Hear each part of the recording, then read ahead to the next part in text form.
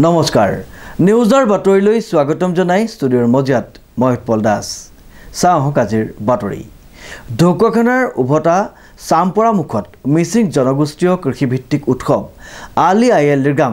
উদযাপনৰ বাবে লাইখুটা স্থাপন নিউজ নাৰেক ৰিপৰ্ট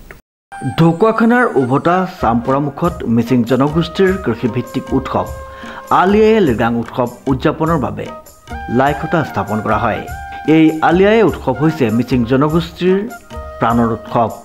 উল্লেখযোগ্য যে সমাগত কৃষিভিত্তিক উৎসৱ আলি আয়ে লৃগাঙক লৈ ব্যাপক প্ৰস্তুতি চলিছে মিচিং জনগোষ্ঠীৰ লোকসকলৰ মাজত তাৰ সমান্তৰালভাৱে পবিত্ৰ লাইখুটা স্থাপনৰ জৰিয়তে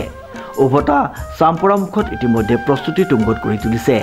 এই উপলক্ষে ঐনিতম আৰু গুমৰাগ নৃত্যৰে মুখৰিত হৈ পৰিছে লৃগাং স্থলী হ'বলগীয়া আমাৰ উভতা চামপৰা মুখ অষ্টম সংখ্যক আলি আয়ে লৃগাংখনিৰ মুৰং অসমৰ লাইখুটা স্থাপন কৰা হৈছে এই কাৰণে আমাৰ সমূহ ডেকা গাভৰু সকলো মিলি আজি মাংগলিক পৰম্পৰা ৰীতি নীতিৰে আমি লাইখুটা স্থাপন কৰা হৈছে আজি আৰু বাকি আমাৰ 12-13 মাৰ্চত আমাৰ মূল মিটিংখন আছে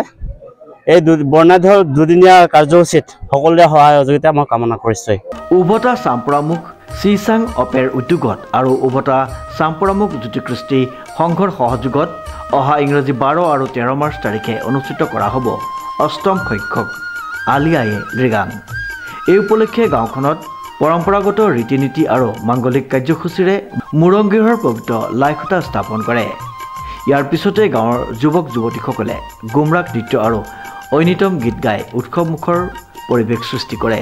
দুইটা দিনতে সকলো ৰাইজৰ উপস্থিতি কামনা কৰিছে উদযাপন সমিতিয়ে অসমবাসী ৰাইজলৈ লৃগাং বিহুৰ হুলক যাচিছোঁ আমি আজিৰ দিনটোত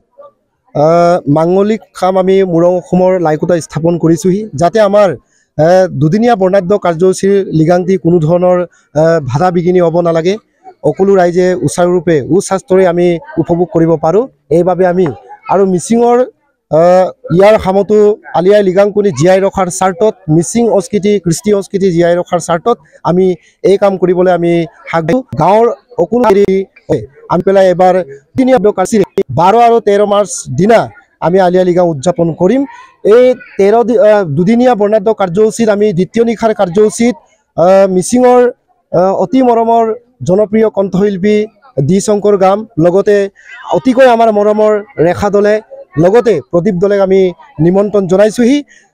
সকলো অসমবাসী ৰাইজক ইয়াৰ জৰিয়তে নিজৰ আচপাৰ পৰিধান কৰি আমাৰ লৃগাংটি যাতে যেন বিশ্ব দৰবাৰত জিলিকাব পাৰোঁ তাৰ উদ্দেশ্যৰে আমিও আজি এই লৃগাংটি পাতিবৰ কাৰণে দিন স্থিৰ কৰিছোঁ ধন্যবাদ ঢকুৱাখানাৰ পৰা জিন্তু কোচৰ ৰিপৰ্ট নিউজ নাও।